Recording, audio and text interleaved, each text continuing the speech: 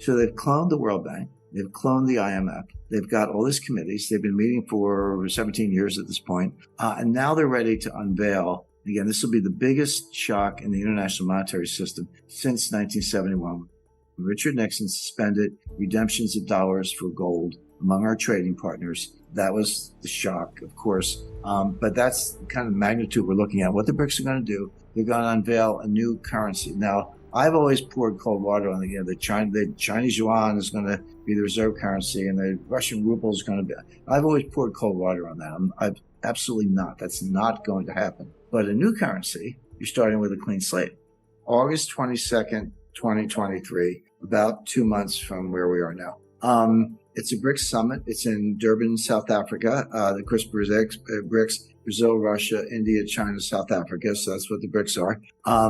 And they have a rotating presidency. So South Africa is the president. Ramaphosa is the president of the BRICS this year. And he's hosting this summit in Durban, South Africa. So people go, BRICS have been around forever. They've been meeting, yakking, whatever. Who cares? Well, here's what's different. Number one, this is a leaders summit, meaning Xi Jinping, Vladimir Putin, Lula da Silva, Prime Minister Modi, and President Ramaphosa are all going to be there. Right now, there's a full-scale assault on the U.S. dollar as the leading global payment currency. So what do we see? The other day, the Prime Minister of Malaysia met with Chairman Xi Jinping in Beijing and suggested the creation of an Asian Monetary Fund, like a regional version of the IMF, but it wouldn't be dollar-based or even SDR-based. That's the IMF's money.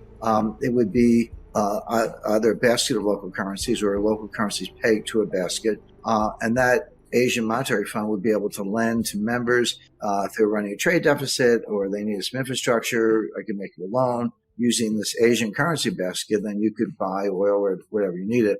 So that's on the table. They have 190 BRICS meetings a year. I mean, this is a very mature organization at this point. They have a sports committee. They have a women's rights committee. They have a human rights committee. They have an immigration committee, a banking, finance, and many, many others. They've been working on this since 2006. And they created the New Development Bank, the NDB. Well, it's an exact clone of the World Bank, except it's controlled by the BRICS. Then they created something called the Contingency Reserve Asset, which is an exact clone of the IMF. It's a swing lender, so you're running a balance of payments deficit. You got to run on the bank. Your currency's under attack. They can give you billions of dollars in loans until you can make some policy changes and kind of prop it up. But that's why the IMF was invented, and that's what this is. The biggest project right now is not final, but BRICS Plus, so BRICS, Brazil, Russia, India, China, South Africa. But the Plus is interesting because they've now invited 20 other countries to join their meetings. They have 4 or 5 meetings a year, a leadership summit, a finance minister summit, a defense summit, etc.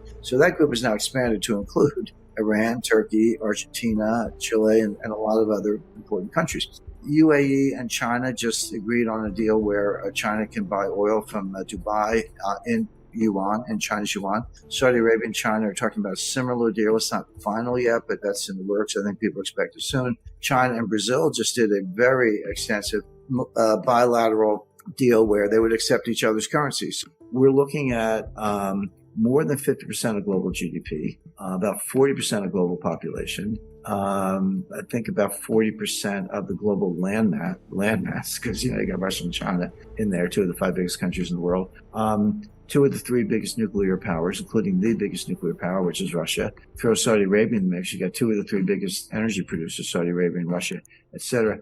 And the Indian population is surpassing the Chinese population as we speak, 1.4 billion. So this is not some rinky-dink group of the third world countries or whatever. It's not Colombia and Syria, whatever. This is half the world or more in terms of population, resources, military capacity, land mass, and wealth and output. If I'm Russia or China and I have BRICS currency through trade channels and it's linked to gold, do I want the price of gold to go up or down? I want it to go up because that makes me richer. But the price of gold, to the extent it's denominated in dollars, if they're strengthening or raising the price of gold, what's happening to the dollar? It's going down. There was an increase in the dollar price of gold. It's not really a change in the price of gold. It's a devaluation of the dollar. It's not about gold. It's about the dollar. So that's going to be extremely inflationary. Wow. And this thing could feed on itself very quickly. The International Court of Justice has issued an international arrest warrant for Vladimir Putin.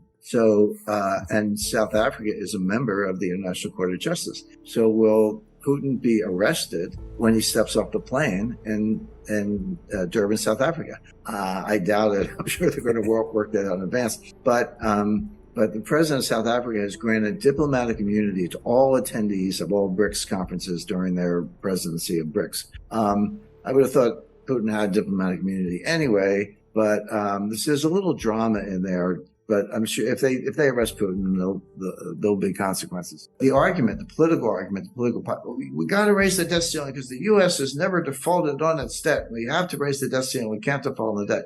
I was just laughing. I said, we default on our debt all the time. What do you think happened to Russia? They had $150 billion of U.S. Treasury securities and digital book entry. They're not paper. The Treasury froze those securities. Okay, if I buy a bond and you don't pay me principal and interest, that's a default. You can call it what you want, but we're not paying the principal and interest to Russia, so we defaulted on those bonds. Now, if you're S&P or Moody's, you can call it a selective default. Okay, the U.S. is saying, oh, pay no attention to that $150 billion. We'll pay the rest of you people. Really? Why should you believe that when they just froze Russia? So we defaulted on Treasury securities owned by the Central Bank of Russia. The other key thing, and this is the key to the whole thing, Brian, it's going to be linked to gold. Now, this is not a strict gold standard. I don't want to overstate it. I don't want to say if you had a brick, you can march into People's Bank of China and demand gold. I'm not saying that. But I'm saying the value linked to gold. The whole idea is to get out from under the dollar. And I go back 10, 12 years. I used to warn, I was being in skiffs in the Pentagon and private meetings with the Treasury. And I warned them all. I said, sanctions work. The dollar's powerful. I get it. You're using it against Iran, but you're overusing it. You're over-applying it, and you are going to, at some point, people are going to get out of the dollar system. It's like, how many times can you hit the punching bag before the punching bag walks away? So I think the Brics will end up coming to the same conclusion. It's like, yeah, it's really complicated. Let's just go to gold. So you can see a new Brics digital currency tied to gold coming out within the year. Small ebook, big impact, the wealth tree. The only 4 ways that will make you financially free forever.